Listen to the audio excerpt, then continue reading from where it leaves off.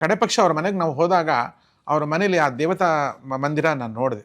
ದೇವತಾರ್ಚನೆ ಅವ್ರ ಹೆಂಡತಿ ತುಂಬ ಚೆನ್ನಾಗಿ ಮಾಡ್ತಾರೆ, ಪೂಜೆ ಪುನಸ್ಕಾರಗಳನ್ನು ಮಾಡ್ತಾರೆ. ಮತ್ತು ಆತ ನನಗೊಂದು ಗಣಪತಿ ವಿಗ್ರಹವನ್ನು ತಂದು ಕೊಟ್ಟರು. ಏನಾಗುತ್ತೆ ಮುಂದಿಂದು ಅಂತ ಅಂದರು. ಯಾರ್ದೋ ದುಡ್ಡು ಎಲ್ಲಮ್ಮನ ಜಾತ್ರೆ ಆಗೋಗುತ್ತೆ ಕಣಪ್ಪ, ಹುಷಾರು ಅಂತಂದೆ. ಅವತ್ತು ಸಪ್ತಶತಿ ನಿರ್ಣಯವನ್ನು ತೆಗೆದು ನೋಡಿದಾಗ ಹಿಂಗೆ ಎಡಬಿಡಂಗಿ ಸರ್ಕಾರ ಬರುತ್ತೆ ಅಂತ ಅಲ್ಲೇ ಅವತ್ತು ನಿಮಗೆ ವಿಡಿಯೋ ಇದೆ, ಬೇಕಾದ್ರೆ ತೆಗೆದು ನೋಡಿ. ಅವ್ರನ್ನ ತೆಗೆದು ನೋಡ್ತಾ ಇರೋದು, ಅವ್ರು ನಿಂತ್ಕೊಂಡು ನೋಡ್ತಾ ಇರೋದು, ಅವ್ರ ಹೆಂಡತಿ ಇರೋದು ಎಲ್ಲವೂ ಇದೆ. ಡಿ ಕೆ ಶಿ ಅವರು ಈ ಮೊದಲೇ ನಿಮಗೆ ಬಂದು ಏನಾಗುತ್ತೆ ಅನ್ನೋದನ್ನ ಕೇಳಿದ್ದಾರೆ, ನೀವು ಹೇಳಾಗೋಗಿದೆ.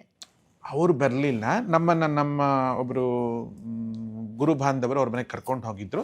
ಕರ್ಕೊಂಡು ಹೋಗ ಹೇಳುವಂಥ ಪ್ರಸಂಗ ಮತ್ತು ಡಿ ಕೆ ಶಿ ಅವರೇನು ಬಂದಿಲ್ಲ, ನಾವೇ ಹೋಗಿದ್ವಿ ಅಲ್ಲಿಗೆ. ದೈವ ನಿರ್ಣಯ ಏನು ಅನ್ನೋದನ್ನ ನೀವು ಹೇಳಿದ್ದೀನಿ. ಈಗಾದರೂ ಕೂಡ ಆ ದೈವ ನಿರ್ಣಯದಲ್ಲಿ ಒಂದು ವಿಚಾರ ಬರುತ್ತೆ. ಏನು ಅಂತಂದರೆ, ಈಗ ಅವರ ಕುಂಡಲಿಯನ್ನು ಯಾರೋ ಕೊಟ್ಟಿದ್ದಾರೆ ನನಗೆ. ಇಲ್ಲಿ ಅವ್ರದ್ದು ಮೇಷ ಲಗ್ನ ಇದೆ. ಮೇಷ ಲಗ್ನದಲ್ಲಿ ಭಾವಕುಂಡಲಿಲಿ ರವಿ ಉಚ್ಚನಾಗಿದ್ದಾನೆ. ಅವ್ರಿಗೆ ರಾಶಿ ಕುಂಡಲಿಲಿ ದ್ವಿತೀಯದಲ್ಲಿದ್ದಾನೆ. ದ್ವಿತೀಯದಲ್ಲಿ ಬುಧನೊಟ್ಟಿಗಿದ್ದಾನೆ. ಆ ಬುಧನು ಅವರಿಗೆ ದ್ವಿತೀಯಾಧಿಪತಿಯೂ ಹೌದು, 1 2 3 4 5 6 7 ಅಂದರೆ ಸಪ್ತಮಾಧಿಪತಿಯೂ ಹೌದು. ಸಪ್ತಮಾಧಿಪತಿಯಾಗಿ ತೃತೀಯಾಧಿಪತಿ ಮತ್ತು ಷಷ್ಠಾಧಿಪತಿಯು ಅವನು ಯಾರು? ಬುಧ.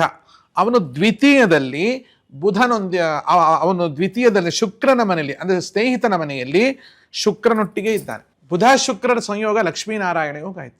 ಆದರೆ ಆ ರವಿ ಅಲ್ಲಿ ಬಂದಿರೋದ್ರಿಂದ ಆ ರವಿಯಲ್ಲಿ ಇವರಿಬ್ಬರು ಗ್ರಹರು ಯುತಿ ಆಗ್ತಾರೆ, ಅಂದರೆ ಅಸ್ತರಾಗ್ತಾರೆ. ಆ ಇವೆರಡು ಗ್ರಹರು ಅಸ್ತರಾಗ್ತಾರೆ.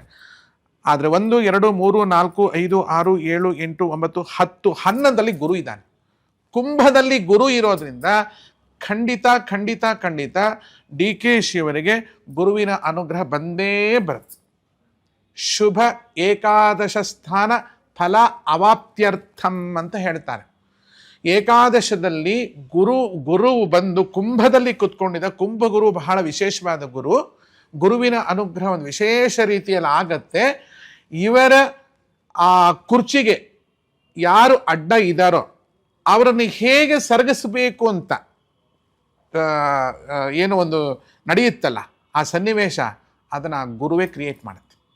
ಮಾಡಿದಾಗ ಏನಾಗುತ್ತೆ, ಅವ್ರಿಗೆ ಖಂಡಿತ ಅವ್ರಿಗೆ ಆ ಸೀಟು ಮೇಲೆ ಕುತ್ಕೊಂಡು ಅವರು ಆಡಳಿತ ನಡೆಸೋ ಯೋಗ ಅವ್ರಿಗೆ ಬಂದೇ ಬರುತ್ತೆ.